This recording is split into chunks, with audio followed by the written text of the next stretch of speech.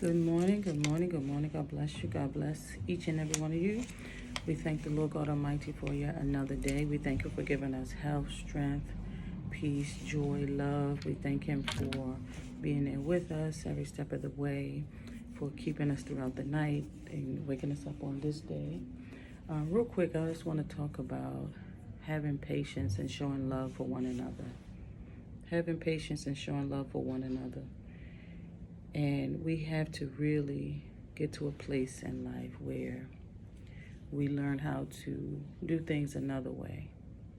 You know, when we were younger, or for some of us, I've spoken about it even a couple of weeks ago, a couple of years ago, last month, last week, you know,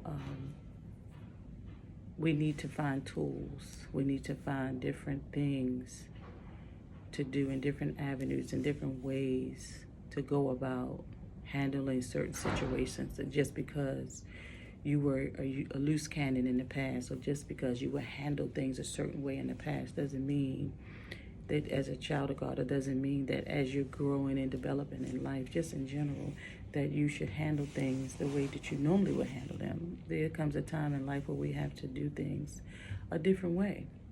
When you know better, you do better. You know, I just want to keep it, of course, with me, everything I talk about on my channel, I like to do it spiritually.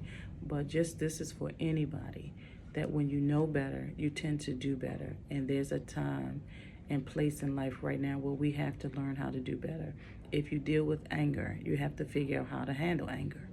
If you're naturally and you're not saved yet, maybe you do some YouTube videos and go figure out how to do that. Find the techniques, walk through those things so that you can learn to handle your life, handle yourself. But spiritually, I will tell you, handle it a different way. You got to handle it spiritually. Can I handle it naturally? But there's some natural things that you can do, some coping skills, some coping mechanisms, some coping tools that you can use that will help you, because some things are just really sad out here. You see some things that's really, hurtful. You see loved ones, you see family members, you see co-workers, you see relatives far and near, you see all type of people on social media.